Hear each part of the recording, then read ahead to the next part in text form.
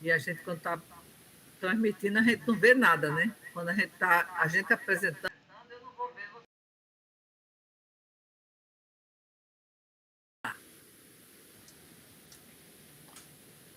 Boa tarde, pessoal. Muito bem-vindo a mais uma webinar aqui no nosso canal. É um prazer tê-los conosco nessa tarde. Então, pessoal, na webinar de hoje nós iremos debater, como o monitoramento do esgoto, pode ser uma ferramenta eficiente na detecção precoce e controle, da Covid-19. Então, para isso, nós temos aqui nossos convidados, uma equipe da Universidade Federal do Pernambuco e também da Universidade Federal aqui do Ceará, que tem feito um belo trabalho com relação a esse monitoramento. Mas antes de fazer a apresentação deles, eu gostaria primeiro de agradecer a vocês, de estar conosco nessa tarde. Queria também me apresentar para aquelas pessoas que estão nos assistindo pela primeira vez. Para quem não me conhece, meu nome é Salomão Medeiros, eu sou pesquisador na área de recursos hídricos e atualmente tenho desenvolvido meus trabalhos de pesquisa junto ao Polo de Inovação aqui no Instituto Federal da Paraíba. Queria dizer a vocês que o objetivo desse canal é popularizar a ciência, o conhecimento. Aqui nós procuramos informar a sociedade dos avanços científicos e tecnológicos nas áreas de recursos hídricos, saneamento e também irrigação. Então, se você ainda não é inscrito aí no nosso canal, se inscreva. Nós realizamos 2 lives semanais, uma na terça às 19 horas e a da sexta às 15 horas. Então, sem mais delongas, eu gostaria de fazer a apresentação dos nossos convidados. Primeiramente, eu vou apresentar a professora Maria de Lourdes Florencio dos Santos. Tá? Ela tem dado uma grande contribuição ao saneamento básico, junto com a sua equipe. Para quem não conhece ela é graduada em Engenharia Civil pela Universidade Federal do Pernambuco e doutora em Ciências Agrícolas e Ambientais pela Universidade Wageningen, na Holanda. Atualmente, ela é professora titular do Departamento de Engenharia Civil da Universidade Federal do Pernambuco. Professora, seja muito bem-vinda. Também Muito temos, obrigada. também temos o nosso colega aqui, o doutor, o professor André Bezerra dos Santos, certo? Da Universidade Federal do Ceará. Ele é graduado em Engenharia Civil pela Universidade Federal do Ceará e doutor em Ciência Ambiental também pela Universidade Wageningen, na Holanda. Atualmente, ele é professor associado do Departamento de Engenharia Hidráulica e Ambiental da Universidade Federal do Ceará. André, seja muito bem-vindo. Também temos aqui o colega, o doutor José Roberto dos Santos de Carvalho, da Universidade Federal do Pernambuco. Ele é graduado e doutor em Engenharia Civil pela Universidade Federal do Pernambuco e atualmente está fazendo pós-doutorado vinculado ao programa de pós-graduação em Engenharia Civil pela Universidade Federal do Pernambuco. Sejam muito bem-vindos, é um prazer tê-los aqui nessa tarde conosco, e agradeço mais uma vez pela disponibilidade de vocês de estar aqui conosco, compartilhando um pouco dessa ciência que vocês têm feito. Sejam bem-vindos.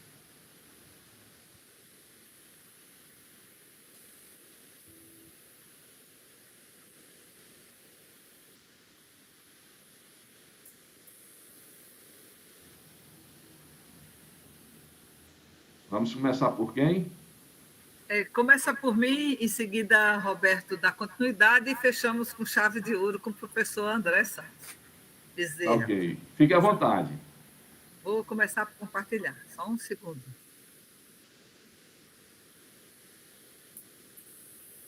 Quando estiver aparecendo, me avise, porque agora desapareceram todo mundo. Bem, a nossa intenção é apresentar para vocês o resultado desse monitoramento dos esgotos para detecção e controle da Covid-19 em Recife e Fortaleza. Então, você já nos conhece, já foi apresentado por Salomão, e muito obrigado por vocês estarem aqui participando desse evento. Então, o professor André Bezerra é do Labosan, eu e Roberto somos do Laboratório de Saneamento Ambiental da UFPE, e vou falar um pouco sobre. São vários tópicos, mas vai passar bem rapidinho. Então, esgoto, epidemiologia, alguns resultados, o monitoramento e as considerações finais. Então, vamos começar para aqueles que não conhecem o que é realmente esgoto. Então, esgoto nada mais é do que água. Água, 99,9%, e apenas uma parcela bem pequenininha, 0,1%, de sólidos que estão dissolvidos ou em suspensão nessa 99,% de água. E o que é esses sólidos que eu falo? De onde eles vêm? Vêm da bacia sanitária, da pia do banheiro, chuveiro, lavagem de pia, máquina de lavar roupa, da cozinha, enfim, vem das nossas atividades domésticas. E o que é que a gente usa? Nós usamos produtos químicos, produtos shampoo, produtos de limpeza, sabonete, pastas, perfumes, etc., maquiagem, remédios. E esses produtos têm corantes, têm hormônios, têm medicamentos, tem uma variedade muito grande de substâncias, inclusive pode até ter drogas ilícitas, como essa formulação aqui, que é a da cocaína. Fora esses compostos, nós temos também micro-organismos. Então, os esgotos, com isso tudo que ele tem, pode revelar muito sobre nós, porque tem uma grande quantidade de produtos químicos, metabólitos e micro-organismos que podem fornecer informações incrivelmente detalhadas sobre a nossa saúde e também sobre o nosso estilo de vida. E qual é o problema que isso pode causar, os esgotos, né? Os esgotos também podem trazer doenças, né? Pode trazer enfermidades. Então, pode ser uma ameaça à nossa saúde. Nossos ancestrais ali, quando a gente vem lá da pré-história, os sumérios, no ano 1000 depois de Cristo, com as cruzadas, até 1850, mais ou menos, os nossos ancestrais não sabiam o que causava doenças. Eles acreditavam na teoria dos miasmas, vinha pelos espíritos, pelo ar, né? Mas até aconteceu uma das últimas grandes epidemias, surto de cólera em Londres, em 1850, onde milhares de pessoas morreram de cólera, foi que foi possível estabelecer a, as causas dessa doença, muito embora não se sabia que eram micro-organismos. Então, através do olhar minucioso feito pelo Dr. John Snow, médico, e um reverendo chamado Whitehead, eles observaram e pontuaram, olharam o que trazia de comum dessas pessoas morrerem e constataram que só podia ter sido a água de uma bomba. Então, quando fechou-se essa bomba, que fornecia água para essa região, parou esse surto de cólera. Então, se estabeleceu que a doença vinha da água, né? Então, logo depois foi provado por Pasteur que poderia vir micro-organismo, não tinha vida espontânea, vinha de outro micro-organismo. Enfim, muitas pesquisas foram feitas para esclarecer também a relação entre doença e água. E águas residuárias também. Um surto que aconteceu de pólio na cidade de Charleston, nos Estados Unidos, né, chegou-se à conclusão que, se fosse examinado os esgotos, poderia detectar a presença desse micro-organismo. E, claro, não só de vírus, mas de uma variedade muito grande, porque todas as pessoas que estão infectadas com patógenos de veiculação hídrica, eles vão eliminar pelas fezes e urinas esses micro-organismos. Então, tem vírus, por exemplo, pólio, rotavírus, hepatite, bactérias como cólera, febre tifoide, leptospirose, tudo isso são doenças de veiculação hídrica, como amebíase, giardíase, e muitos eumintos têm na água um ciclo, ou tem mosquitos que vivem na água. Então, a gente tem a água podendo portar doenças, né? Então, se tudo isso que está nos esgotos, então os esgotos podem rastrear doenças que estão presentes numa sociedade. Por isso, hoje, ou há algum tempo, se usa a epidemiologia baseada nos esgotos. Ou seja, os esgotos são transportados para as canalizações de esgoto, às vezes tem esgoto numa cidade, pode ter água, esgoto e ter drenagem urbana, mas os esgotos vão ser levar isso. E olhando pelos esgotos, a gente pode medir tendências temporais e espaciais. Por exemplo, podemos verificar numa cidade inteira, examinando na estação de tratamento de esgoto, o que toda aquela cidade tem. Mas a gente também pode escolher um bairro, 2 bairros, enfim, e acompanhar isso ao longo do tempo. Portanto, essa metodologia tem sido aplicada em vários países para rastrear e identificar circulação de drogas, medicamentos e seus metabólitos, micropoluentes, patógenos e também até verificar se uma determinada campanha de vacinação foi efetiva para o seu fim. Então, aqui tem alguns exemplos no Texas, salmonela, na Suécia, Israel, tem do Japão, o mundo todo tem muitas publicações sobre o assunto, não só de micro-organismos, mas também de medicamentos, substâncias lícitas e ilícitas e patógenos resistentes a medicamentos, tal como as superbactérias. Então, a gente chega no ponto que a gente quer falar sobre a vigilância usando os esgotos para o vírus da SARS nos esgotos, né?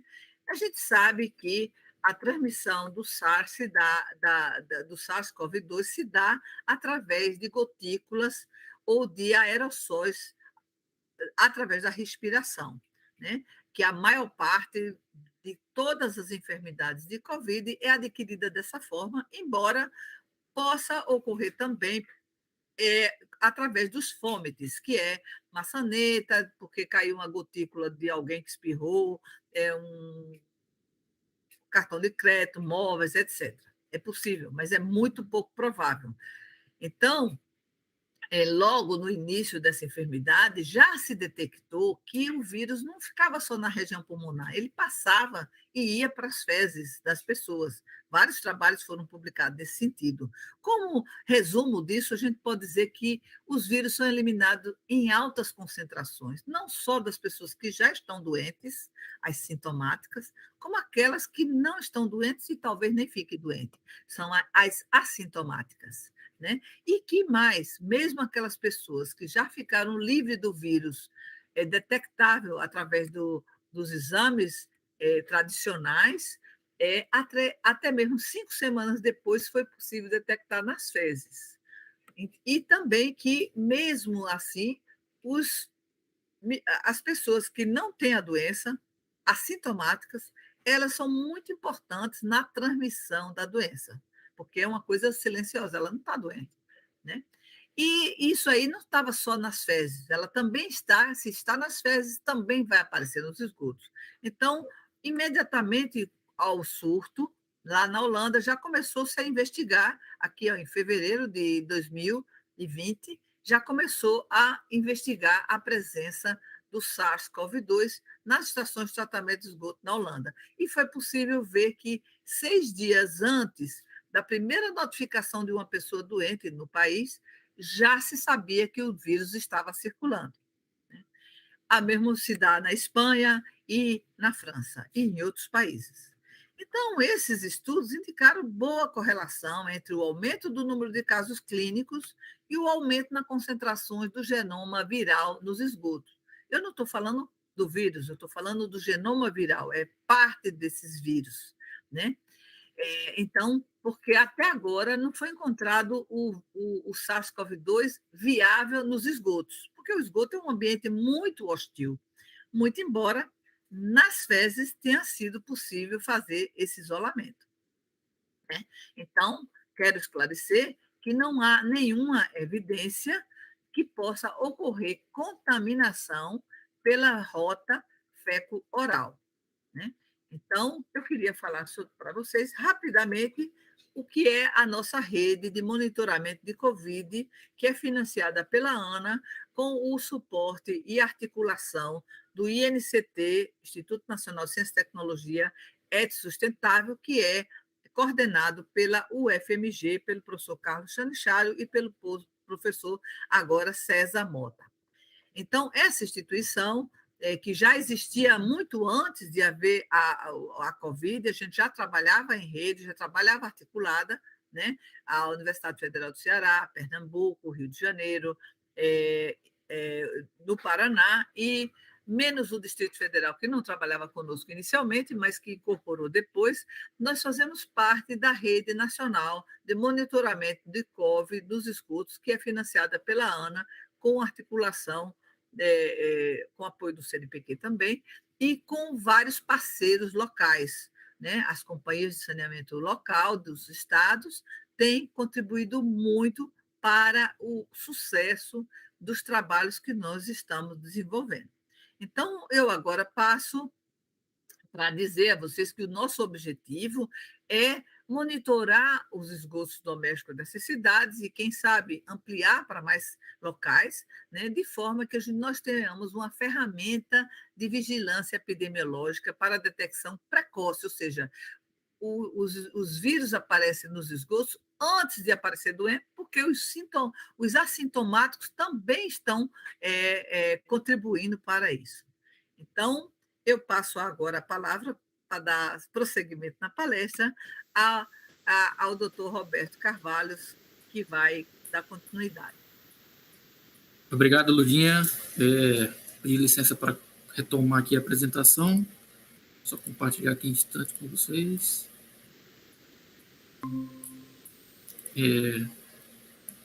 Minha tela já está ok para vocês? Podem confirmar? Obrigado. Então, bom, depois dessa bela introdução aí, né, que a Ludinha passeou aí pelo tema, né, explicando para todos que não conheciam ainda o que é a metodologia, né, da epidemiologia baseada nos esgotos.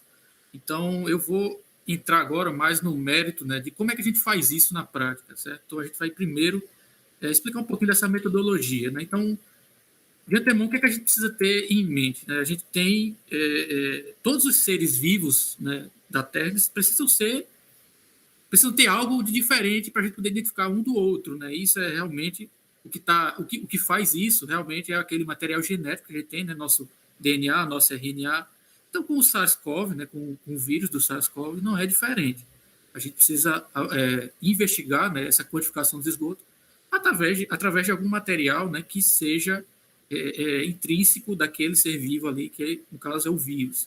Então, o que é que acontece, né? O vírus, né, do SARS-CoV, ele tem basicamente, né, cerca de 30 mil pares de base, ou seja, o código genético dele completo tem mais ou menos 30 mil letrinhas lá naquele código, lá naquele RNA, certo? Então, é difícil, né, você pegar, por exemplo, essas regiões, todo esse RNA viral, tem regiões ali que acontecem mutações, né, com frequência. E aquela sequência ali vai mudando aos poucos.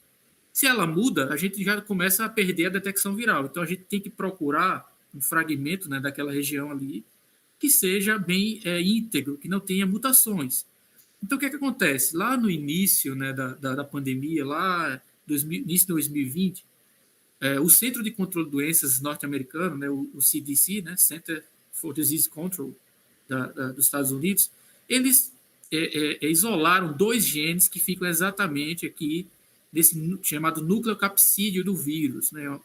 Esse nucleocapsídeo, na verdade, é apenas uma proteína, né? Um envoltório proteico que fica protegendo esse material genético lá dentro. E eles perceberam que duas sequências, né, que foram chamadas de gene N1 e N2, elas se mantêm bem íntegras, né? Então, das amostras que testaram, foi possível recuperar, né, foi possível identificar a presença do vírus através da medição desses fragmentos genéticos, né, do gene N1 e do gene N2, certo? Então, a partir disso, já tiveram vários outros trabalhos na literatura, que tem um artigo aqui até, inclusive, que testou vários genes, alvos, né? E viram que o gene N1 e N2, apesar das diversas variantes que tivemos do SARS-CoV, permaneceram excelentes para a quantificação. Então, esses genes, eles foram o alvo realmente, né, da quantificação dos esgotos. E para a gente poder chegar lá no final e quantificar ele em um teste de qPCR, a gente precisa passar por várias etapas. Eu vou apresentar para vocês 4 principais etapas dessa metodologia, né, que precisam ficar claras para que vocês entendam como isso funciona na prática, né? Então, a primeira delas é relacionada à amostragem, né, dos esgotos, né, das águas urbanas e dos esgotos. Então, cabe ressaltar aqui, né, que a UFMG, né, por ser a sede, né, por ser todo o núcleo, né, ali da rede, contribui bastante com o desenvolvimento dessa metodologia, né, repassando, inclusive, aos parceiros, né, as experiências que tiveram em 2020. E o que é que a gente aprendeu também, né, ao longo desse projeto? Né? A amostragem é um dos pontos mais importantes que a gente tem. Né? Então, o ideal é que essa amostragem ela tenha uma característica, né, de número de horas suficientes para pegar uma concentração média, né, que seja representativa. É interessante também ver o horário de coleta. Né? Então, essa coleta, de maneira resumida, como é que ela pode acontecer? Geralmente, quando isso acontece em ETs, né, que a gente tem um ambiente mais fechado, controlado, a gente pode fazer uso, né, de uma amostragem composta mais robusta. A gente pode usar amostradores automáticos, né, como esse aqui da foto, por exemplo. Então, aqui a gente consegue coletar amostras de hora em hora, né, e a gente consegue armazenar isso até por 24 horas, né, fazer uma amostragem de um dia completo. Então, a gente consegue, de maneira controlada, ter uma maior representatividade nesses ambientes. Mas quando a gente vai para ambientes urbanos, né, por exemplo, canais pluviais, que a gente vai pegar água urbana, nem sempre é possível a gente manter o equipamento funcionando por 24 horas. Então, a gente usa uns equipamentos menos robustos, mas que também conseguem fazer a amostragem composta por um período mais curto, né, um período de 4 horas, por exemplo. Certo? Então, aqui nas fotos vocês podem ver mais ou menos como funciona, né, o poste de um amostrador desse portátil, certo? Essas amostras elas precisam ser bem acondicionadas, né, refrigeradas, para então, né, no laboratório, seguir para a parte da metodologia, né, de concentração e extração viral. Então, vários autores na literatura, né, lógico, como a Ludinha explicou, isso não é uma abordagem nova, tá?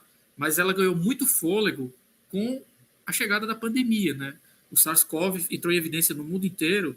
E aí os pesquisadores começaram a trazer metodologias de outros vírus, como o vírus da hepatite, por exemplo, lá atrás, que já tinha metodologia para a detecção dele em amostras ambientais, e começou a aplicar isso para o SARS-CoV, né? E viu que dava certo, né? Por exemplo, o ARMED, em 2000, esse trabalho aqui de 2020, ele testou cerca de 7 metodologias que já haviam sido aplicadas para o vírus da hepatite e viu algumas que eram mais vantajosas e outras que davam mais trabalho e eram mais caras também de ser replicadas. Então, no fim das contas, a conclusão, assim, para ter uma metodologia que seja aplicada em um laboratório razoavelmente equipado, né, que você não vai ter um custo tão alto e também ter uma velocidade também, né, nessa questão do processamento de amostras, foi o método, né, de filtração em membrana eletronegativa, que nada mais é do que você pegar uma membrana de éster de celulose, né, você acidifica a amostra, né, um pH de 3,5, e você vai passar essa amostra nessa membrana, onde o vírus ficará retido na membrana, e você faz a extração viral a partir dela. Tá? Então, nas fotos aqui, vocês podem ver aqui um equipamento de filtração, né, e o extrato final, né, depois que a gente concentra o vírus na membrana, a gente fragmenta ela para seguir para o próximo passo, né, que é o passo da extração viral, né, a extração do RNA total daquela amostra. Certo? Nesse passo aqui, obviamente, né, que cada... Estou falando de maneira resumida, mas cada passo desse tem um controle de qualidade. Né? Você precisa estar sempre refrigerando essas amostras para manter, né, em menos 80, para deixar o RNA íntegro. Né? Tem todo um critério metodológico. Né? As réplicas, você precisa ter réplicas. Você faz as coisas sempre em duplicata, triplicata, certo? Mas aí, chegando na parte da extração viral, o que é que a gente que é que a gente faz? Essa extração, ela foi testada no nosso núcleo por 2 métodos, os 2 deram bastante certo, né? Um foi utilizando o robô, um robô que padroniza essa extração, ele faz de forma automática, você insere os kits e ele faz isso com um padrão, né, fixo, e também por kits manuais comerciais, também deu muito certo, né? A maioria das instituições utilizou esses kits comerciais, que a gente faz isso na mão, né? Então, ambos deram qualidade boa na extração, uma boa recuperação do RNA viral, e em seguida, né, após essa parte que a gente vai ter o RNA total extraído, esse RNA vai para um equipamento, né, que vocês ouviram falar muito aí, né, na pandemia, todo mundo fez testagem clínica, que é o teste de qPCR. qPCR é esse equipamento aqui, né, que está aqui na foto descrito, parece um pouquinho, como a Lourdinha fala, parece o tamanho de um micro-ondas, quase um pouquinho mais alto. Mas o que é que esse equipamento faz? Ele nada mais... a função principal dele, lembra daqueles 2 targets, aqueles 2 alvos, os genes que eu falei, o N1 e N2? É exatamente aqui que a gente vai fazer a identificação daquelas sequências, né? Então, a gente vai colocar um conjunto de primers, que é uma sequência que a gente já conhece, que vai atacar exatamente aquela região do vírus que está lá no N1 e N2 do nucleocapsídeo. Se a presença do vírus estiver lá na amostra ambiental, esse primer vai poder encaixar nele, vai emitir uma fluorescência e a gente vai capturar isso no equipamento. Está medindo o número de ciclos, enfim. Com isso, a gente consegue obter a concentração, né, do vírus naquela amostra ambiental, certo? Através da fluorescência emitida pelos genes N1 e N2. Bom, de forma resumida, essa é a metodologia básica, né, que foi aplicada pela rede, e com isso, né, nós monitoramos o ano, né, praticamente o ano inteiro de 2021, entrando para 2022, estamos dando continuidade agora na renovação do projeto. E eu vou trazer para vocês aqui o que é que a gente encontrou, né, aplicando isso na cidade do Recife. E logo em seguida o André vai complementar falando também da experiência lá em Fortaleza, certo? Então, em Recife, particularmente, nós fizemos esse monitoramento englobando 7 pontos principais, onde 4 deles eram canais pluviais que recebiam lançamento de esgoto, tá? Um lançamento de esgoto, e também 3 estações de tratamento, que são os pontos mais focais, vamos dizer assim, do monitoramento, por conta da área de abrangência que elas tomam, tá? Então, só para vocês terem ideia, a visualização dos canais pluviais contaminados com esgoto é mais ou menos assim, como está nessas fotos aqui descritas, né?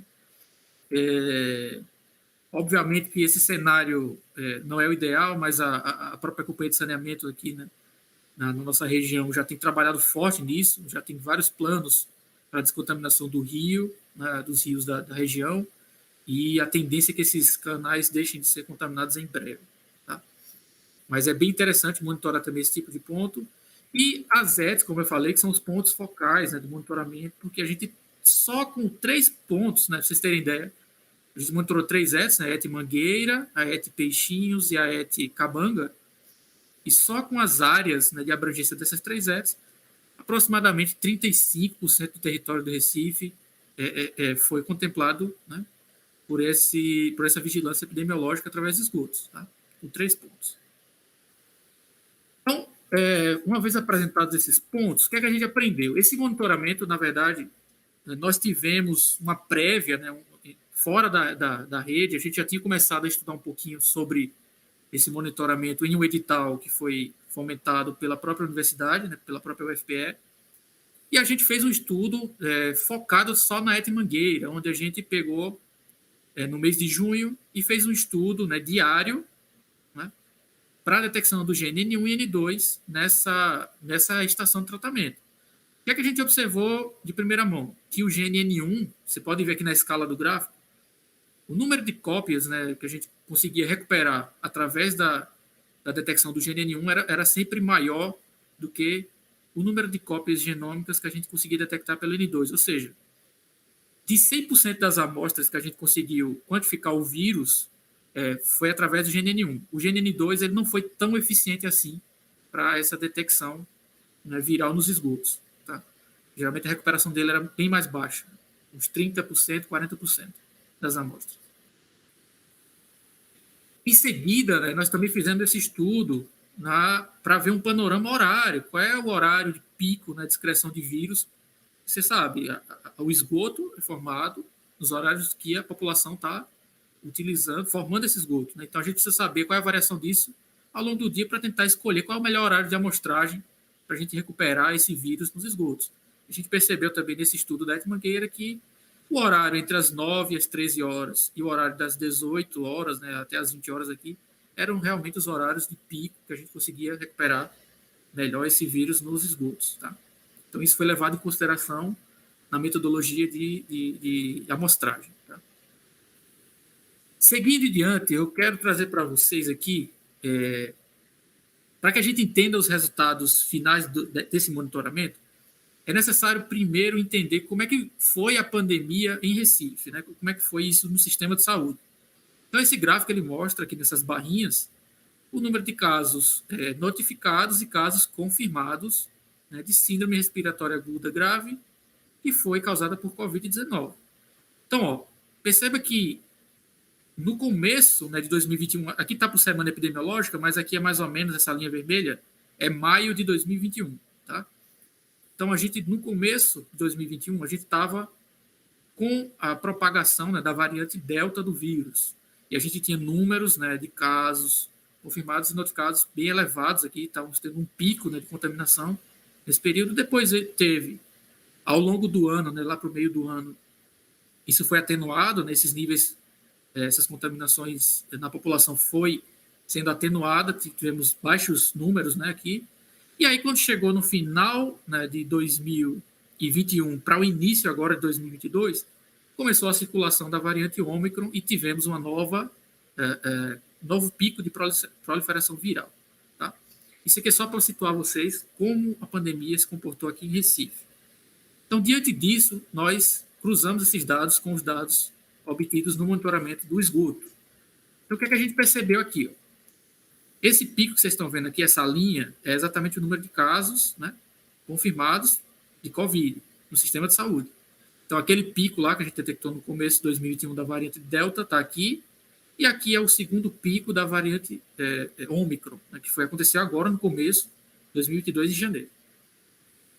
De cara, a gente percebe o quê? Essas barrinhas aqui é a carga viral, certo? Excretada pelas 3 ETs aqui de Recife, aquelas 3 ETs que monitoramos, somadas, tá? Cada barra composta dessas é a carga viral que a gente detectou nos esgotos das ETs. Perceba que aqui no início, né, nesse primeiro período, nós detectamos um pico na carga viral no esgoto 2 semanas antes desse pico aparecer lá no sistema de saúde. Lá na segunda onda de contaminação que a gente teve com a variante Ômicron, isso aconteceu da mesma forma. Tá vendo que a gente teve aqui, ó, um pico, né, detectado nos esgotos, defasado exatamente de 2 semanas. Ou seja, nós conseguimos, através do esgoto, né, perceber que aconteceria um aumento de casos, ou que o número de pessoas infectadas já tinha aumentado, né, e a gente só ia ver isso 2 semanas depois no sistema de saúde, depois que fizessem as testagens clínicas, e isso fosse emitido, certo? Então, isso prova a importância, né, desse monitoramento através dos esgotos. Mas tem uma curiosidade aqui que eu quero também mostrar a vocês. Vocês percebem que, apesar daqui, ó, da variante Delta no começo, você tinha uma carga viral baixa comparado aqui nessa contaminação da Ômicron, mas você tinha um impacto na saúde muito mais alto. E aqui, né, dessa segunda onda de contaminação, você teve uma contaminação da população, né, que foi mostrada nos esgotos muito maior, só que os impactos no setor de saúde foi menor.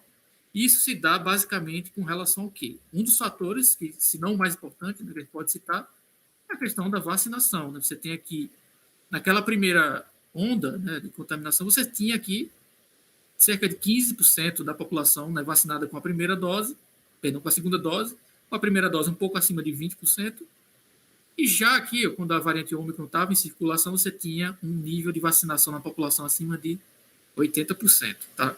Então, isso aqui impacta bastante, né?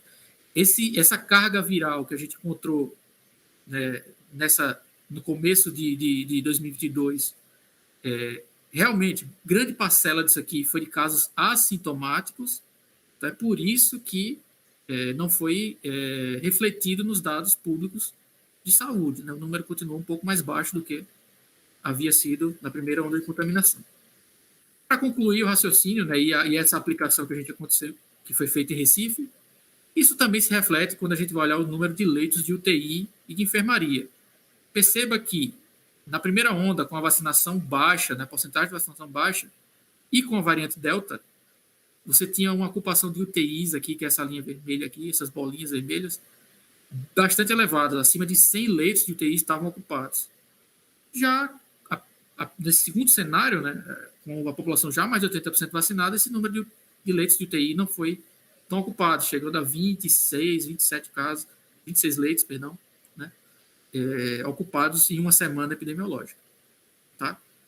Obviamente que a vacinação é de extrema importância, mas também existe a questão das variantes, né? A variante Ômicron, alguns estudos já indicam que a severidade dela é um pouco mais baixa, né, do que na população do que foi a Delta, mas esses gráficos, né, retratam bem a importância da gente fazer essa vigilância através dos esgotos para ver essas tendências, né? Também para ter esse alerta precoce. Então, para finalizar aqui, passar a palavra para o professor André, só para mostrar a vocês, isso também, além da gente ter feito temporalmente, né, por semana, esse monitoramento acontecia de forma espacial também em Recife, né? A gente tinha aqui, ó, dependendo da concentração viral que a gente encontrava, esse mapa é gerado toda semana, certo? E quando um setor, uma bacia daquela de monitoramento aumentava a concentração, a gente teria um mapa de escala de cor aqui, indicando, ó, alerta para essa região aqui que o número de casos aqui aumentou. Então, a tendência é que nas próximas semanas, nas próximas 2 semanas, pode ser que o setor de saúde sofra mais, né, com as pessoas dessa região. Então, aqui é um cenário onde a gente teve os picos, né? Chegou aqui uma zona vermelha, e aqui é um cenário mais atual, né? A gente está aqui, ó, esse mapa aqui foi do dia 20/2 desse ano, 20 de fevereiro, e a gente já tem quase nenhuma concentração de SARS-CoV dentro do limite de detecção, tá? Isso é muito importante. Muitas pessoas pensam assim, mas se uma pessoa só estiver doente, a gente consegue achar isso no esgoto? Não, né? Porque essa carga viral de uma pessoa é muito irrisória comparado. Quando você vai diluir isso no esgoto, né, ao longo da rede, você acaba chegando a um nível no nosso laboratório que a gente não consegue detectar pela metodologia.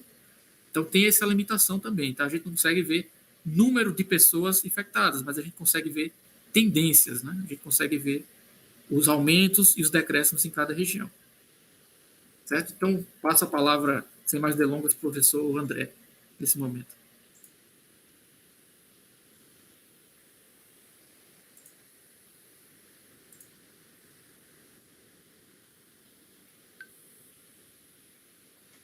Bom, obrigado aí, Roberto e Lurdinha, né, por essa apresentação tão completa e esclarecedora, e certamente vai ficar muito mais fácil aqui para eu apresentar um pouco da experiência de Fortaleza nessa questão do monitoramento e também fazer uma conclusão geral em relação às potencialidades e algumas limitações dessa metodologia com base no monitoramento dos esgotos. Tá? Então, pelo que a gente percebeu até então, pelas explicações do Roberto e da Lurdinha, é que essa metodologia ela oferece grandemente como uma potencialidade, especialmente para aqueles países que têm baixa testagem em uma dada doença,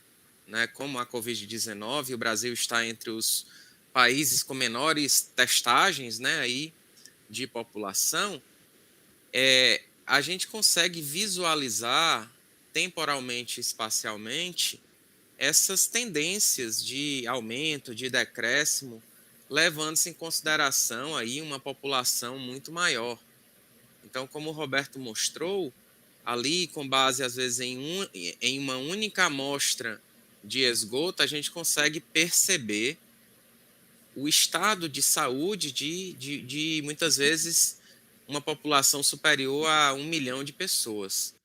Então, desta forma, essa metodologia ela tem assim, uma grande potencialidade, como a Lourdinha falou, para a gente extrapolar o monitoramento do SARS-CoV-2 para outras doenças aí, por diferentes agentes patogênicos, até mesmo micro-organismos causadores de síndrome respiratória aguda grave, né, como o SARS-CoV, né, por exemplo, muita coisa poderia ser feita no tocante à análise de influenza, por exemplo, assim como de outros agentes virais e bacterianos, né, arboviroses, enfim, várias possibilidades com base nesse monitoramento dos esgotos, tá? Então, em Fortaleza, assim como em Recife, esse trabalho foi um trabalho realizado em rede, portanto, a gente conseguia não só enxergar essas tendências de Fortaleza, mas também enxergar essas tendências nessas 6 capitais monitoradas: Recife, Rio de Janeiro, Paraná, Minas Gerais, Brasília, né? Então, a gente conseguia, desta forma, ter uma ideia local, mas também ter uma ideia nacional em relação ao estágio da pandemia e isso, né, essa análise mais global, ajudar grandemente aí nas políticas, nas ações de enfrentamento à pandemia, entre as quais a questão do isolamento social, tá? Então, essa rede, ela tem essa grande vantagem, né? A gente conseguiu, no âmbito da rede Covid Esgoto, lançar um dashboard que pode ser encontrado no site da ANA, Agência Nacional de Águas e Saneamento Básico. A gente lançou vários boletins de monitoramento, acredito que cerca de 12, cerca de 4 notas de alerta, ou seja, quando se via um comportamento ali muito explosivo de casos, né, e de aumento dessas concentrações e cargas virais com base nos esgotos. Então, a gente lançava uma nota de alerta e exatamente tentando informar aos órgãos de saúde, aos órgãos estaduais e nacionais, que talvez algumas medidas mais flexíveis de isolamento social ou de liberação do uso de máscaras ou da presença de eventos, etc., talvez, né, pudessem ser repensados. Portanto, essa ideia, né, de como a gente, enquanto academia, junto com o órgão estadual, nacional, no caso da ANA, fazia com que essas informações chegassem à população em geral, também uma grande contribuição aí desse projeto de monitoramento de SARS-CoV-2 a partir dos esgotos, tá? Então, da mesma forma como o Roberto colocou, né, aí para o monitoramento do Recife, a gente distribuiu essas estações de tratamento, esses pontos amostrais, né, em 3 estações de tratamento de esgoto, localizadas em diferentes zonas de Fortaleza, portanto, pegando diferentes portes de estação de tratamento, diferentes zonas de vulnerabilidade social, tá? Pegamos também alguns pontos amostrais próximos aos 2 principais hospitais que tratavam de pacientes COVID, notadamente o Hospital da Unimed e o Hospital Leonardo da Vinci, tá? Que tratavam aí grandes quantidades de pacientes aí portadores de COVID, assim como em outros locais aqui do sistema de esgotamento sanitário, estações elevatórias de esgoto, pontos amostrais do interceptor, e também pegamos um ponto amostral a partir de um canal pluvial, exatamente para termos informações acerca aí das contribuições de esgotos a partir, né, das galerias de drenagem pluvial, tá? Portanto, pegando aquelas populações, aqueles bairros não contemplados com sistemas coletivos de esgotamento sanitário. E algumas dessas estações de tratamento, né, a gente observa, especialmente, por exemplo, essa estação de pré-condicionamento, que o equivalente populacional aqui é cerca de 1,7 milhão aí de habitantes. Portanto, às vezes, a partir de uma única amostra, a gente consegue perceber essas tendências de um conjunto de população muito maior, né, do que muitas vezes a gente consegue a partir das testagens clínicas. Tá? E, obviamente, a partir desse monitoramento do esgoto, a gente também consegue perceber essas evoluções, não só temporalmente, mas também espacialmente, como pontuado aí pelo Roberto. Bom, o nosso trabalho teve, assim como em toda a rede, a participação efetiva das companhias de saneamento.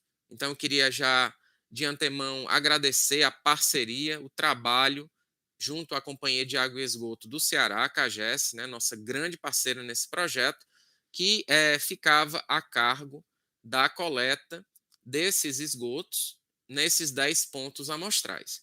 Nós utilizamos amostradores aqui, tanto esse Etsus 10.000 quanto o ISCO 3.700, que, a depender da altura de coleta, né, a gente utilizava um desses amostradores. Essa coleta era feita no período de 3 horas, coletando-se ali em cada 20, 30 minutos um volume de cerca de 200 a 250 ml, né, de água residuária. Essa água residuária era acondicionada adequadamente, e depois dessa coleta, né, as amostras eram encaminhadas para o laboratório de saneamento, onde passavam por um processo de concentração viral a partir de filtração, como muito bem colocado aí pelo Roberto, né, em meio ácido, com uma membrana de éster de celulose, acontecia essa filtração, concentração viral, e a partir daí, esses fragmentos, né, colocados ali em tubos Eppendorf, eram encaminhados para o Laboratório de Ecologia Microbiana e Biotecnologia, também da UFC, tá? Junto ao Departamento de Biologia. Nesse laboratório, a gente alocou um equipamento que é o Quantio Studio 3, né, que o Roberto também colocou, né, na apresentação, onde eram feitas as análises de RT-qPCR. Tá? Então, após todo um processo aí de extração do RNA viral, né, todo um procedimento adequado, né, para vírus do tipo RNA, para vírus envelopado, né, como é o caso do SARS-CoV. Então, todo esse procedimento analítico foi desenvolvido, otimizado, né, pela equipe da UFMG no projeto anterior à formação da rede Covid de esgoto.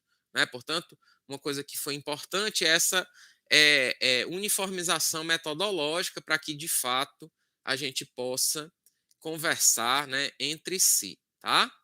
Então, uma coisa que o Roberto colocou, né, como muito importante é exatamente essa capacidade dos esgotos revelarem de uma forma antecipada uma mudança de comportamento em relação ao estágio da pandemia.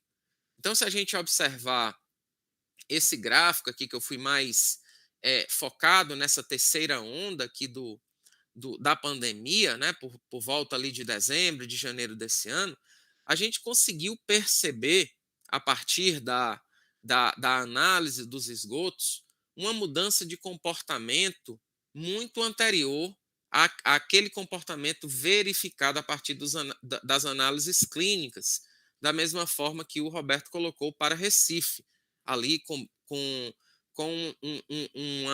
uma verificação antecipada de cerca de 10 a 15 dias, né, que a gente verificou a partir dos esgotos, essa mudança, né, esse ponto de inflexão aqui, chamado de uma tendência de diminuição aqui do número de casos da Covid, né, para uma explosão aqui exponencial verificada ali, né, no mês de dezembro e no início do ano de 2022, né, configurando, portanto, essa terceira onda. Então, se a gente observar nesse mapinha aqui, a gente observa, né, a partir dessas semanas epidemiológicas aqui, verificadas, que já no início de dezembro, a gente já tinha o atingimento, né, em alguns pontos amostrais, da concentração, né, da carga viral considerada já no máximo, aqui nessa faixa considerada mais grave em relação, né, a essas concentrações e cargas virais, que é essa cor mais vermelha, né, aqui, goiaba, vamos chamar assim, nesse gráfico que eu estou apresentando. E que a gente observa, né, aqui nessa mudança, se a gente pegar os dados de saúde, a gente observa que esse ponto de inflexão, ele acontece, né, cerca de 2 semanas, mais ou menos, depois desse início verificado aqui com base no monitoramento dos esgotos. Então, isso tem uma importância epidemiológica muito grande. Se a gente pensa que as autoridades elas podem fazer uso desses dados, né, para aumentarem aí o número de leitos, para aumentarem aí o suprimento né, de insumos para a questão dos testes, para a questão das internações, né? Então, esse monitoramento, ele é um monitoramento extremamente valioso para esse processo de tomada de decisão, mas, sobretudo, também para um bom planejamento dos serviços de saúde, né? Para a gente não ter aí um colapso dos serviços de saúde, como a gente acabou verificando no primeiro ciclo, né? Na primeira onda aí da pandemia, né? Ou seja, estrangulamento dos serviços, comprometimento ali do número de leitos, de UTIs, etc, etc. Portanto, essas informações, elas são muito valiosas aí para, né, as autoridades ligadas à saúde. E a um preço muito, muito barato, muito modesto, né, que é o preço dessas análises a partir dos esgotos, quando a gente compara todo esse custo de testagem, todo esse custo de hospitais, tá? Então, é uma ferramenta extremamente valiosa, né, que cada vez mais pode ser utilizada dentro da pandemia, mas que pode ser extrapolada para outros tipos de estudos, de informações valiosas aí no tocante à saúde pública, tá? Então, se a gente pegar para a questão da variável Ômicron, como o Roberto muito bem pontuou, a gente já começa a perceber, com base no monitoramento dos esgotos, que aqui, a partir dessas semanas epidemiológicas, a anterior a semana epidemiológica 42, a gente percebe aqui, olha, que o sistema, né, a partir dos esgotos, não estava revelando mais a presença de Covid, um hiato aí entre essas variantes, né, entre esses estágios aí da pandemia. Mas a partir da 43, a gente já começa a observar algumas tendências de acréscimo, né, dessas contribuições, especialmente dos assintomáticos, né, que é uma das maiores vantagens dessa epidemiologia baseada nos esgotos, é exatamente por tratar, por também avaliar a questão dos assintomáticos, portanto, que não se configuram ali naqueles dados clínicos hospitalares, né?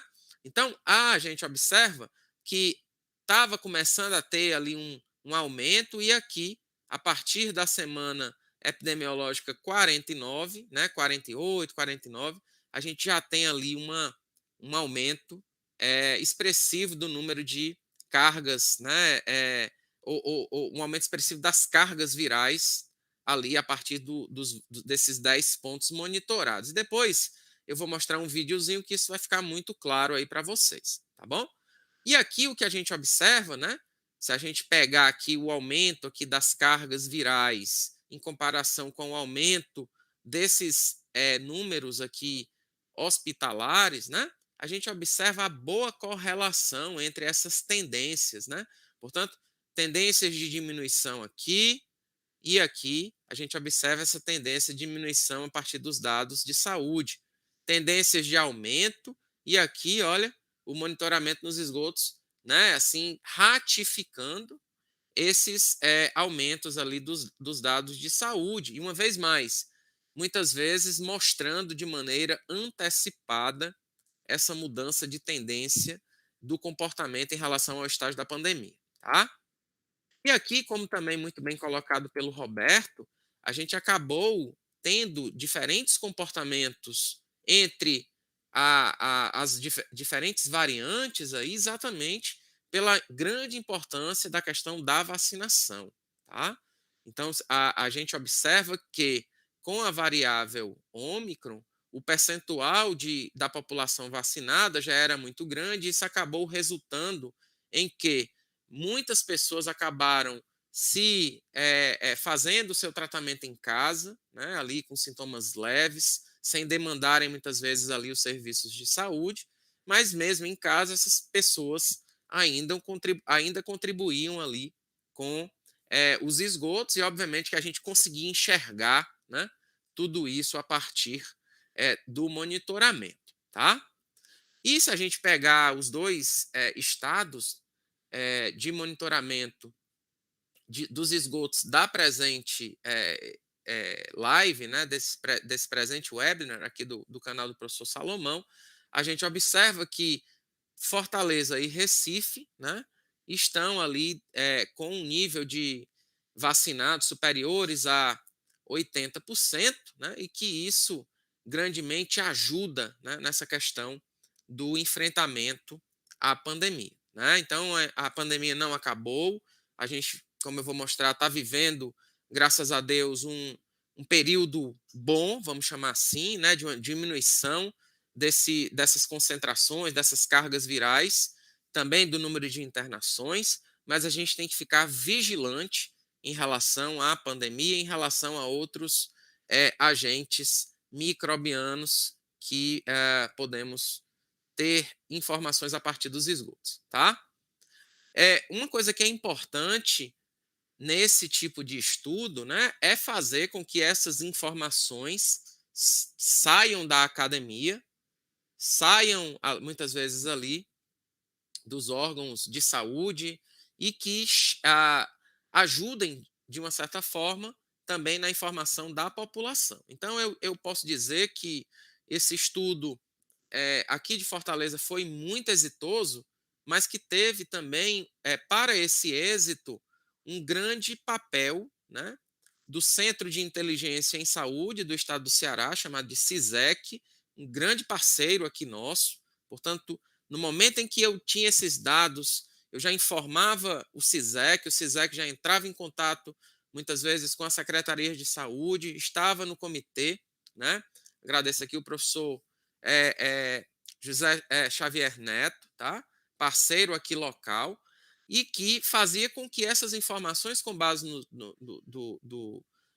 da detecção de Covid nos esgotos, chegasse nessa comissão de enfrentamento à pandemia, inclusive fazendo parte dos boletins epidemiológicos aqui dentro do estado do Ceará, né? E ajudando desta forma ao processo de tomada de decisão, não só dentro de Fortaleza, mas ajudando nessa decisão do processo de tomada de decisão dentro do estado do Ceará, tá? Então, essa questão da informação é muito importante, da gente fazer com que os dados ali sejam rapidamente processados e divulgados, né? Já visto que a pandemia necessita dessa celeridade em termos de processamento e informação, né, da população e dessa comissão de enfrentamento à pandemia, tá? Então, julgo extremamente importante também, né, que os órgãos de saúde e correlatos usem, né, essas informações coletadas a partir do monitoramento dos esgotos, tá? Isso também serviu de um grande veículo de informação da população a partir de jornais, a partir de programas de televisão, de entrevistas, né? Então, mostrando desta forma o grande papel da academia nesse conhecimento, né, coletado ali a partir dos esgotos e transformado ali em uma utilização plena pela sociedade e também pelos órgãos ligados à saúde, tá? E aqui, gente, é um vídeo, né, que eu vou mostrar para vocês rapidamente, é de cerca de 50 segundos, para mostrar exatamente esse processo de mudança espacial e temporal em relação aos diferentes estágios aí da pandemia, e especialmente ali por volta da semana epidemiológica 48, etc., né, por volta ali do final de novembro, início de dezembro, que a gente verifica uma grande explosão ali do número de casos e, consequentemente, do que a gente conseguia detectar a partir do monitoramento dos esgotos, tá? Então, isso aí é por volta do final do ano, início do ano, e agora, olha, uma tendência, né, bem positiva em relação a esses, ao atual estágio da pandemia, certo? Então, em relação às nossas considerações finais, né, eu queria rapidamente tecer alguns comentários que esse monitoramento com base nos esgotos, como a gente abordou, é uma grande vantagem exatamente por pegarmos esse conjunto de assintomáticos, né? Muitas vezes pré-sintomáticos, etc., que, que não registram dados hospitalares, né? Portanto, a gente acaba pegando ali uma parcela da população muito maior e, como a Lurdinha falou, muitas vezes contabilizam aí cerca de 40%, né? Do total de casos, né, digamos assim, das contribuições, tá? Então, o teste populacional é caro, né, e também limitado. A gente tem e teve ainda um grande problema em relação a insumos, em relação à disponibilidade desses testes aí para a população e pessoas de uma classe social um pouco mais baixa também ficavam alheios muitas vezes a essa testagem, né? Então, é importante também que a gente observe que esse monitoramento com base nos esgotos acaba de uma certa forma, pegando todo mundo e não excluindo, né, essa parcela da população mais vulnerável e de menor poder aquisitivo. Tá?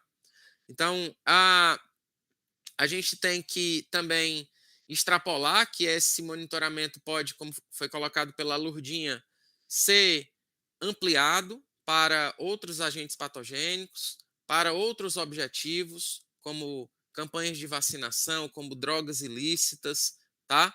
Como outros objetivos, por exemplo, como o uso de medicamentos psicotrópicos, né? Então, a gente tem um grande leque de possibilidades, né, para a utilização dessa epidemiologia baseada nos esgotos, tá? Então, às vezes, com a mesma amostra, a gente pode ter diferentes olhares e esses olhares serem utilizados, muitas vezes, por diferentes órgãos dentro do Estado, ou muitas vezes, se a gente pensa num plano de vigilância epidemiológica nacional, a gente pode servir, né, certamente, essas informações para subsidiarem aí as políticas de saúde pública, tá? Nacionais. Então, o uso da WBE é capaz de monitorar várias doenças, né, como eu falei, inclusive doenças raras, né, por exemplo, algumas doenças inclusive erradicadas, como sarampo, né, a poliomielite, etc. Tá? Então, a gente realmente pode fazer uso para diferentes possibilidades, especialmente hoje, com o uso das ferramentas de metagenoma, a gente consegue perceber, muitas vezes, doenças e agentes patogênicos que não estavam inicialmente, né, sendo pensados, né? A gente consegue ter esse tipo de informação em relação a agentes emergentes, reemergentes, tá? E essa distribuição ao longo do tempo e do espaço.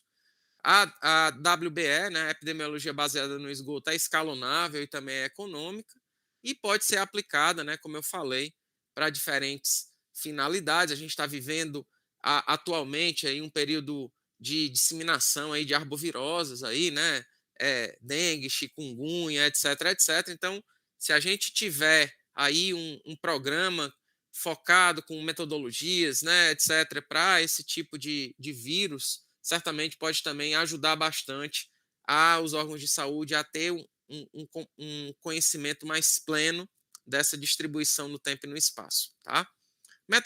Metabólitos diversos, etc, etc. Então, como recomendações, continuem usando máscara, mantenham os hábitos de higiene pessoal. A pandemia, por mais que a gente esteja vivendo um momento melhor, ela não acabou. A gente tem que ter um pouco mais de de cuidado em relação a um conjunto de coisas aí, de liberações dentro né, de não abrigar o uso de máscaras em ambientes fechados, abertos, etc, etc. Então, vamos permanecer respeitando a questão do distanciamento físico, né? E, uma vez mais, agradecendo aqui à Rede Covid Esgoto, agradecendo, né, e convidando vocês para conhecerem um pouquinho mais desse trabalho, clicando aí nesses links colocados, olhando, basta colocar a Rede Covid Esgoto ANA, que vocês vão poder ver o dashboard, os boletins epidemiológicos, notas de alerta, etc, etc, tá? Agradecer a todos os parceiros aqui, distribuídos nesses 6 estados, e também os órgãos de fomento aí, a CNPq, a própria ANA, tá? Que uma grande parceira, não só parceira financeira, né? Eu gostaria de destacar, mas também uma grande parceira de análise do material produzido, de fazer com que esse material de fato chegue aonde ele deve chegar, tá? E desta forma reforçando ainda mais o grande papel da academia dentro da produção de conhecimento, né? E a ajuda na qualidade de vida de todos nós, tá? Então, muito obrigado.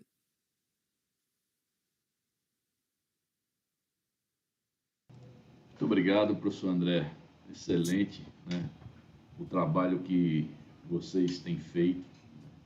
Esse trabalho é excepcional, tem mostrado um excelente desempenho aí em termos de resultados.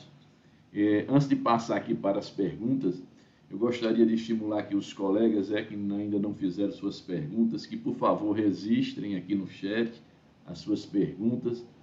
Vamos aproveitar bastante, né, todo esse conhecimento aqui que foi gerado e como ele pode ajudar, né, a nossa sociedade. Enquanto isso, eu gostaria de convidar os colegas, né, para os nossos próximos eventos. Queria dizer que na próxima terça-feira nós vamos falar um pouco sobre o saneamento descentralizado, tá? Então vamos discutir, né, com um enfoque nas tecnologias baseadas em soluções aplicáveis, né, baseadas na natureza. Então temos como nosso convidado o professor Pablo Cesarino. Então queria convidar todos vocês a estar conosco. E na próxima sexta nós vamos tratar de um tema extremamente importante. Nós temos feito aqui uma série de eventos que tem mostrado, né, tanto tratamento como aproveitamento de dejetos agroindustriais, né, da suinocultura, da cana-de-açúcar, enfim, da bovinocultura. E na próxima sexta nós vamos, né, verificar, né, um trabalho muito importante, né, que está sendo realizado lá em Santa Catarina, né, que é o aproveitamento dos dejetos da suinocultura na agricultura. Então eu queria convidar todos vocês a participar, né, dessas webinars. Eu tenho aqui uma pergunta aqui de cunho geral. Eu gostei muito dos resultados, achei fantástico, né? O professor André deu uma pincelada, né, que esses resultados do monitoramento, né, ele foi utilizado, né, pelo esse Centro de Inteligência do Ceará, né, como uma ferramenta de controle. E a nível de Brasil, também aí no Recife, professora Lourdinha, como essas informações têm sido utilizadas? Queria que vocês tecessem esse comentário acerca disso. Em Pernambuco também, como no Ceará, os dados que a gente são gerados estão sendo utilizados pelas autoridades locais, né? A nível de Brasil, eu não posso dizer os detalhes dos estados, mas eu tenho a impressão que essa metodologia já está ficando clara, que ela é muito importante e que antecipa as ações. Então, não é quem vai resolver o problema, mas vai dizer, olha, vai vir uma onda aí, então não libera tão rápido, prepara o pessoal de saúde, tira quem está de férias, etc, etc. Então, assim, é uma ferramenta muito importante e a gente, com ela, como o André bem falou, é possível ficar de alerta para outros tipos de coisas que têm interesse nas políticas públicas, né? De se antecipar ao problema e saber quais são, por exemplo, os setores, as áreas mais suscetíveis a determinado tipo de coisa para poder fazer intervenção também. Então, acho que ela pode vir a orientar muitas políticas públicas. Ok. Quer fazer mais algum comentário, André? A respeito dessa. Não, eu acho que é isso mesmo, né? Que a Lurdinha muito bem colocou, né? O sucesso desse projeto ele está intimamente ligado a dois aspectos, né? O primeiro, que essas informações sejam rapidamente processadas, porque a pandemia exige isso, né? E a outra coisa é que esses dados acabem chegando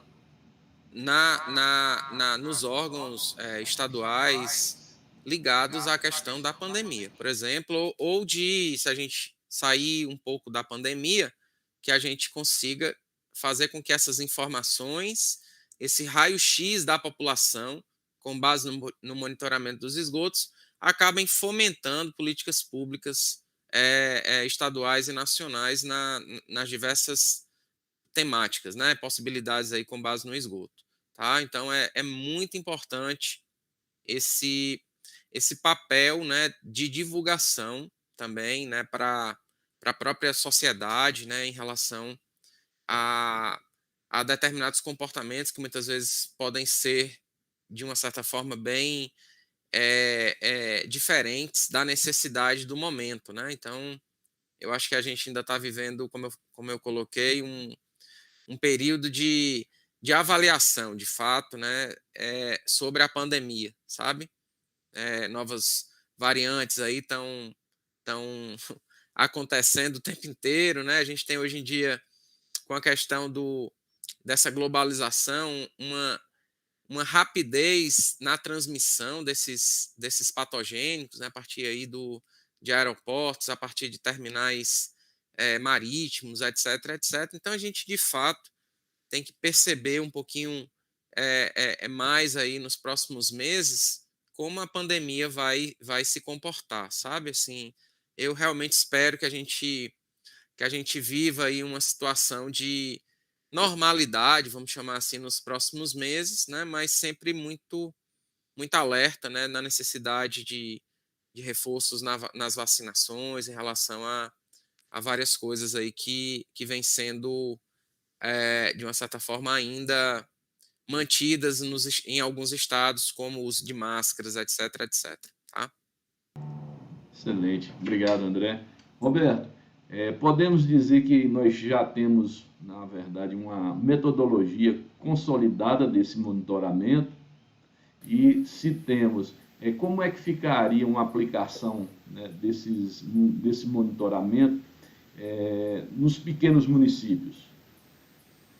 Então, Salomão, como eu falei, assim, as metodologias, né, voltadas para a questão de recuperação viral em amostras ambientais, elas já foram feitas há algum tempo atrás, né, a gente só vai readequando aos agentes novos que vão surgindo. Por exemplo, SARS-CoV foi um deles.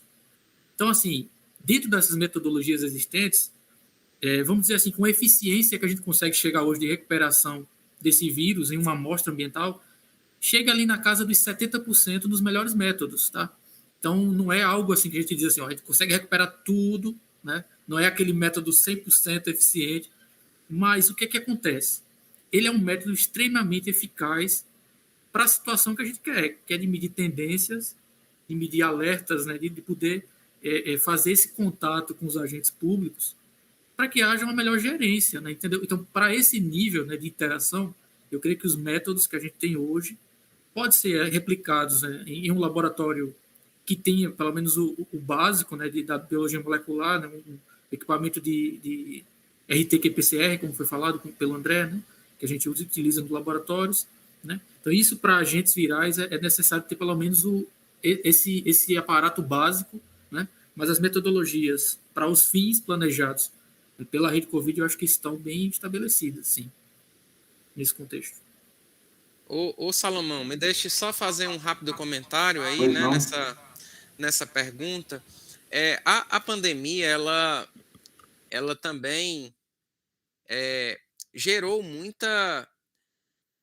conhecimento novo, né, assim, em relação a determinadas procedimentos laboratoriais e em relação a determinados cálculos, né, por exemplo.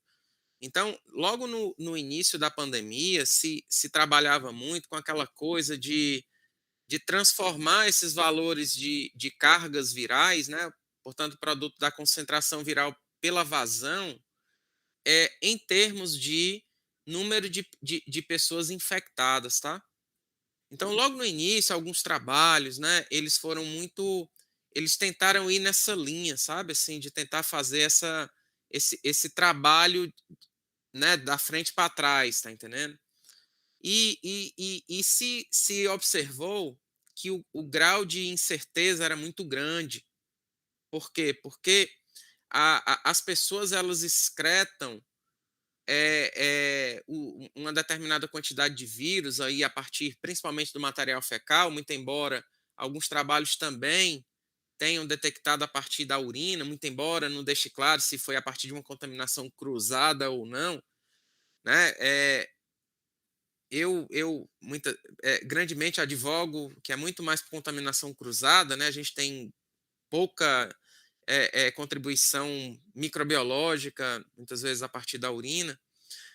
Então, a gente observou que, como essas concentrações virais eram. A gente não, né? O meio científico observou que, como essas concentrações variavam muito a depender do estágio da doença dentro, né, da pessoa, esse cálculo de estimar a população com base em carga viral, isso era muito impreciso, tá? Então, a gente acabou não mais é, tem, ir nessa linha de estimativa de população infectada com base nos esgotos, mas de se avaliar de fato essas tendências de decréscimo, de acréscimo, né? Como foi colocado aí na apresentação aí do Roberto, né? E também na apresentação aqui do gráfico aqui de Fortaleza, né? Então a gente observa essas tendências ou a partir de concentrações, ou a partir de cargas, mas especialmente essas tendências ao longo do tempo e do espaço, tá? Perfeito, perfeito. Ótimo. A gente sabe que o tempo de antecipação é fundamental, né, para a tomada, né, de providências, enfim. Qual era o tempo médio entre detectar, né, aquela subida, né, da carga viral no esgoto e de realmente ocorrer o fato medido ali pelo número de internações? Veja, a gente tem, tanto no caso de Fortaleza esses dados que a gente apresentou aí há pouco, que varia um pouco entre uma semana, entre um pico e o outro. Então, é possível ter uma antecipação, porque, veja, como o André falou, a carga viral de cada pessoa muda e em função do tipo de vírus, que, claro, a gente está o tempo todo aprendendo com esse coronavírus, porque quando a gente começa a aprender ele um pouquinho, ele muda para outra variante. Então, a gente está aí correndo atrás dele. Mas o que a gente observa é que, no caso desses picos que a gente teve aí detectável, muito provavelmente, nem todo mundo que foi detectado 2 semanas depois, de fato, acusou no serviço de saúde que estava doente, porque a vacina segurou. Então, como a vacina colocou assim muitas pessoas que poderiam estar doentes em assintomáticos, ou seja, está com a doença, mas nem sabe que está. Tem os que está muito leve. Então, aqueles dados que a gente está cruzando são dados oficiais, são os dados que são publicados pelas secretarias de saúde, mostrando quantos estavam infectados, que dizia assim, o potencial de estar infectado, e quantos estavam de fato depois que o exame saiu. Mas isso mostra claramente que o efeito que a gente vê entre o pico nos esgotos e depois um pico dos enfermos, ele condiz isso, que é possível se antecipar. Então, isso é muito importante, porque, veja, não é só importante porque é uma doença tão grave quanto é o caso da Covid, mas muitas outras doenças e muitas outras drogas ou muitas outras coisas podem começar a ser estudado, porque ele vai aparecer nos esgotos. No caso do Covid, a gente consegue detectar o pico um pouco antes, mas muitas doenças ela passa imperceptível pela população, pelas autoridades, porque não acompanha a sua evolução. Ela pode estar subindo, descendo, de repente tem um pico muito forte e ela nem sabia que aquilo estava circulando. Então, a vantagem de se fazer um monitoramento, sentinela, em pontos estratégicos para verificar alguns suspeitas é muito útil, certo? E por isso é que está sendo usado em muitos locais do mundo. Não é por outra razão, porque isso antecipa a ação do serviço público que pode intervir antes que a coisa fique mais grave. Perfeitamente. Muito bom, professora Lourdinha. E, mais uma vez, parabenizar, né, toda a rede pelo trabalho. Aí eu pergunto, e como é que está a interação saúde-saneamento? Né, porque vocês estão mostrando, né, um trabalho que abre N possibilidades que tem um interesse muito grande ao setor de saúde. Como é que a gente está nessas interações? Veja, eu mostrei aí aquela história do Jon Snow, que há muito tempo se sabe que as questões sanitárias e saneamento vem de saúde, vem de são, tá certo? A origem da palavra, a etimologia é a mesma, né? Saneamento é uma derivação da palavra de saúde, né? A gente sabe que tem tudo a ver. Então, a gente precisa não só os esgotos, que muita gente chama, tem saneamento, pensa só em esgoto, mas saneamento é muito mais do que isso. É água de qualidade, é resíduo, coleta e tratamento e a adequação dos resíduos sólidos, é drenagem urbana, que também uma parcela de enfermidades são causadas por mosquitos que vivem em águas que não foram bem drenadas e num ambiente, numa urbe, numa cidade, ele pode ter organismos, pessoas doentes, e um vai infectando o outro. Então, o saneamento é uma base importante da saúde da população e da economia também. É muito caro para a sociedade ter pessoas doentes, porque ela perde, porque não tem uma boa produtividade, e vai ter que pagar remédio, etc., etc., porque ela está doente. Então, é muito pesado para a sociedade ter pessoas doentes.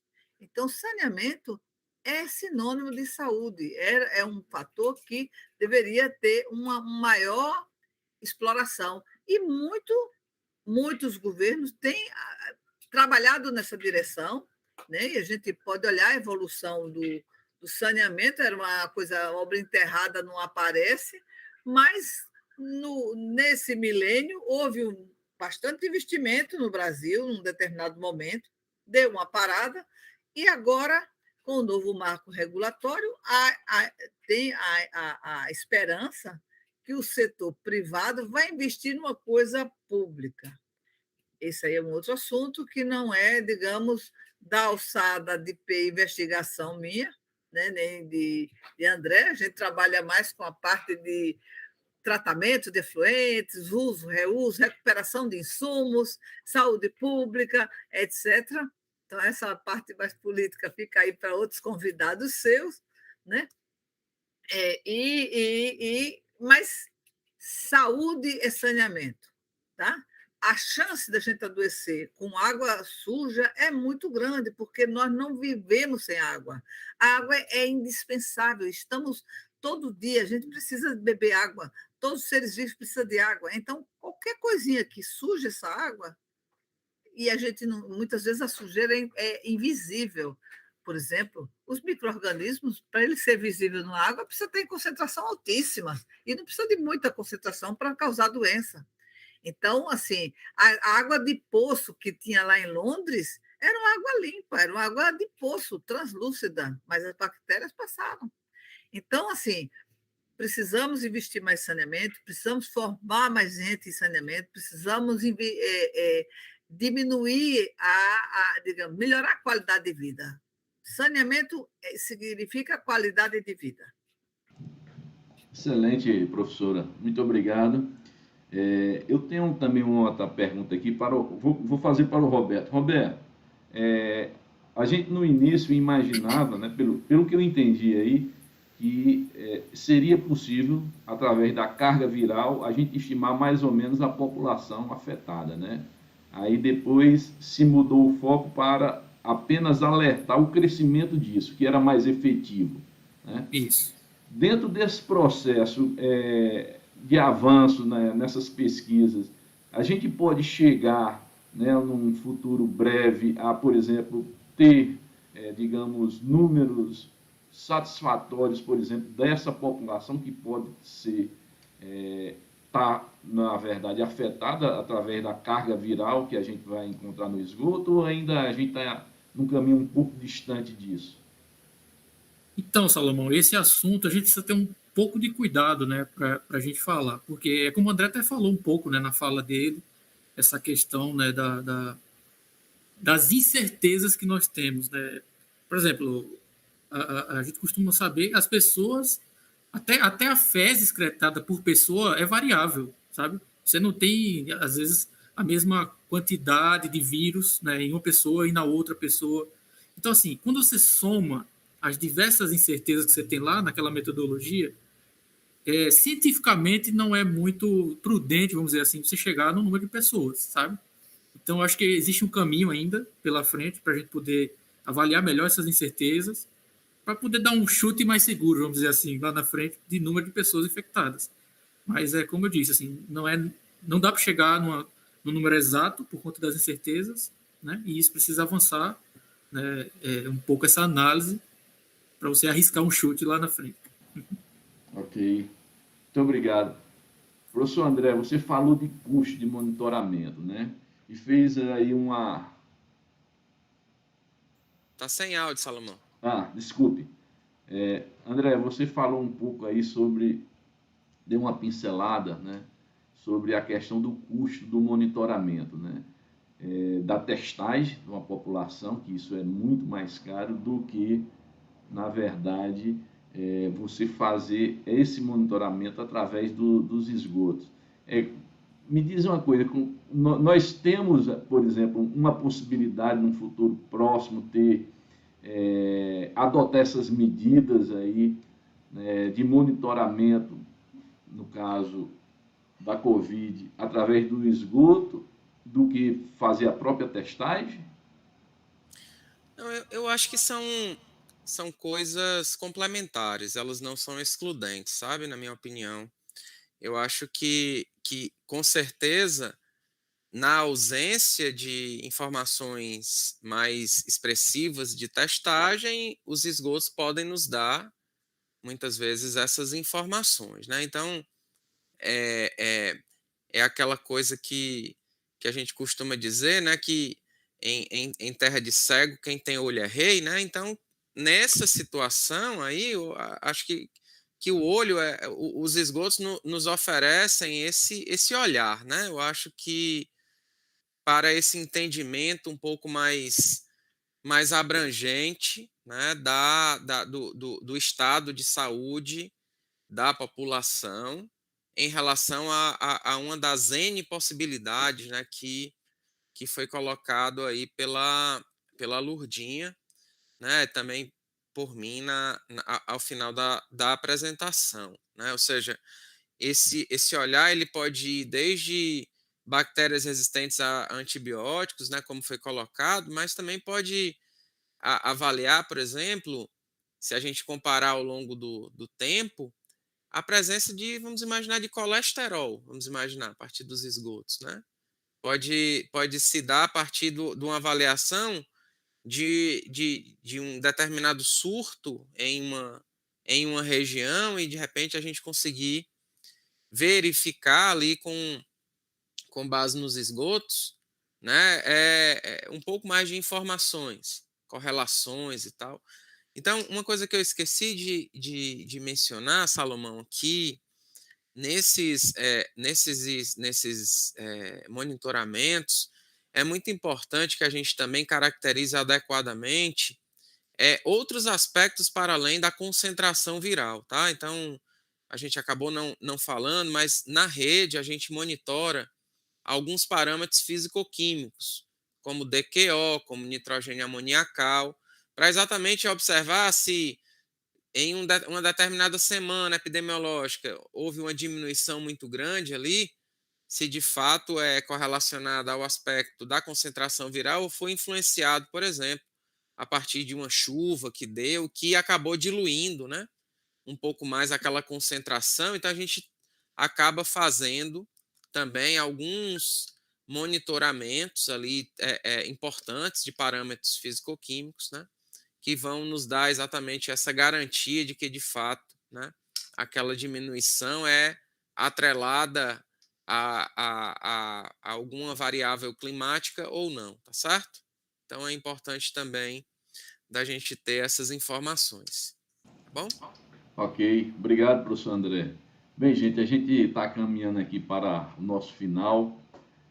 Antes de passar a palavra para vocês, queria também fazer um convite aqui ao pessoal que está nos assistindo e também agradecer, né, pela participação de um evento que nós estamos realizando sobre gestão de perdas e eficiência energética em sistemas de abastecimento. É um tema bastante importante na parte de saneamento, é um tema que nós temos trazido aqui no canal um debate muito importante devido, né, essa perda de água que a gente tem, que é extremamente elevada quando comparado a outros países, enfim. Então nós precisamos avançar bastante ainda nessa parte de, né, perdas de água.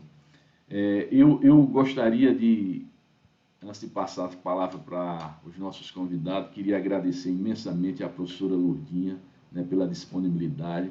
O professor André, né, que é uma pessoa que tem contribuído bastante aqui com o nosso canal. Eu acho que nós já estamos na 3ª ou 4ª live, né, André? Também queria agradecer a você, Roberto, né, pela sua disponibilidade.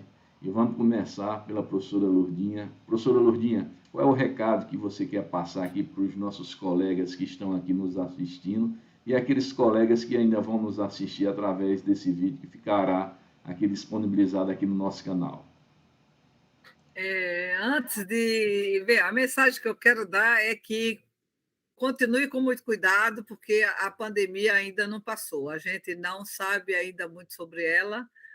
Estamos todos aprendendo muito, né? Isso é muito importante, mas que a ferramenta de tentar prever é possível aplicar, e por isso a gente vai continuar o monitoramento, porque pode aparecer outras novas variantes, e a gente precisa estar aí ligado, e pode ser que a vacina não pegue novas variantes, então a gente precisa estar atento para qualquer aumento maior, porque pode dar indicativos importantes para a saúde pública. Isso é um ponto.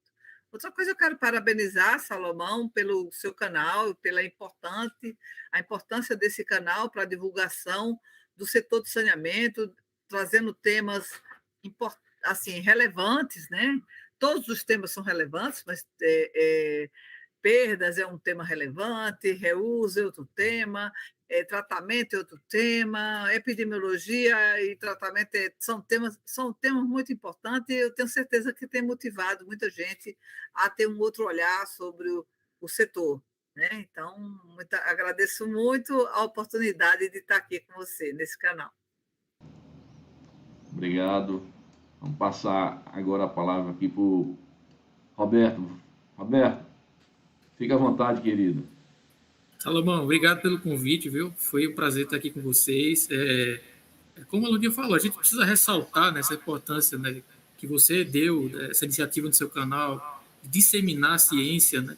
Então a gente tem que pensar o seguinte: quanto mais essa mensagem é espalhada, mais ela ganha força, né? Mais a gente consegue mostrar que a ciência é efetiva na sociedade, né? As pessoas que estão lá nos cargos políticos, nos cargos públicos, essa mensagem chegando a elas através da internet também é muito importante para que a ciência de fato ocorra, né? Porque ela foi feita para ser aplicada, né?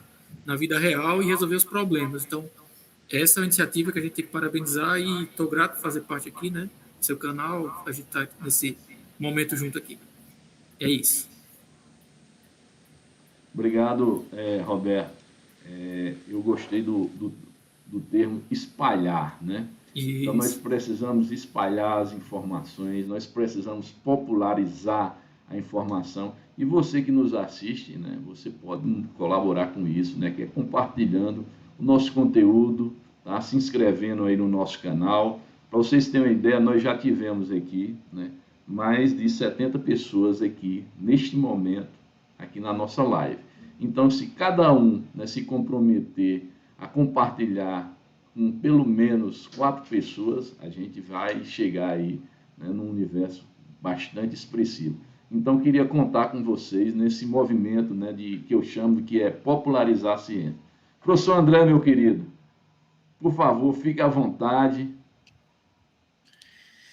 Bom, obrigado aí, Salomão, novamente aí pelo convite. Desejo aí muito sucesso nesse belo trabalho que você vem fazendo, uma grande contribuição aí certamente para o Brasil, né? Assim, de fazer com que conhecimento, algo tão valioso, chegue a locais muitas vezes tão esquecidos, né? Então, o seu canal ele consegue ir do Oiapoque ao Chuí, né? Literalmente, e fazer com que às vezes o conhecimento no interior, né? Às vezes tão importante também, a gente acabe ajudando na formação técnica, científica dessas pessoas, tá? Dizer da satisfação também de dividir esse momento aqui com a Lurdinha, uma companheira aí já de muitos anos aí de jornada, né? Dividir esse momento também com o Roberto, jovem pesquisador, aí também que está contribuindo enormemente para a área, né? Que certamente vai trilhar aí o seu caminho de sucesso dentro da academia, e dizer que é sempre um prazer, né, assim, de estar aqui aprendendo, né? Então, na apresentação da Lurdinha, do Roberto, eu estava aqui ouvindo com muita atenção, porque conhecimento é sempre bem-vindo, né? Não interessa se é numa sexta-feira à tarde aqui ou não, né? Mas acho que a gente nunca deve se esquecer de estar sempre aprendendo, né? Aí, tanto na vida profissional quanto também na vida pessoal, né? Então, esses momentos aqui certamente são momentos que eu largo tudo e fico aqui aprendendo aqui com todos vocês, tá bom? Então, queria agradecer aí novamente, tá, o momento, dizer que, né, estou sempre à disposição para vir aqui, para, né, contribuir singelamente aí nessa disseminação de conhecimento, tá? E desejar aí a todos, né, muito sucesso, um grande abraço e nada mais do que esse momento aqui que a gente está falando de pandemia, né, de fazer um momento de agradecimento, né, principalmente por estarmos aqui, né? Então acho que é sempre importante de lembrar que nós somos privilegiados, tá bom? Abração. Obrigado, Roberto. Eu também gostaria de expressar o nosso agradecimento, né, a todos os colegas que têm nos acompanhado nessa jornada, né, de popularização da ciência, né? Agradecer, né, os pesquisadores desse país que também têm contribuído, né, com esse nosso trabalho. Enfim, então todos aquelas pessoas que direta ou indiretamente têm feito chegar, né, essa nossa mensagem aos rincões aqui do país, e já chegamos inclusive na África, viu, André? Então a gente tem vários colegas de Moçambique, né, que têm nos acompanhado, tá, nessa jornada aqui, enfim. Então nós temos uma interação bastante interessante com relação à popularização da ciência lá em Moçambique, aqui também os países de língua portuguesa, como Angola, Portugal, enfim. Então, um grande abraço a todos, queria agradecer, desejar a todos um excelente final de semana, tá? E até a próxima, né, se Deus permitir. Então, um abração. Tchau, tchau, gente.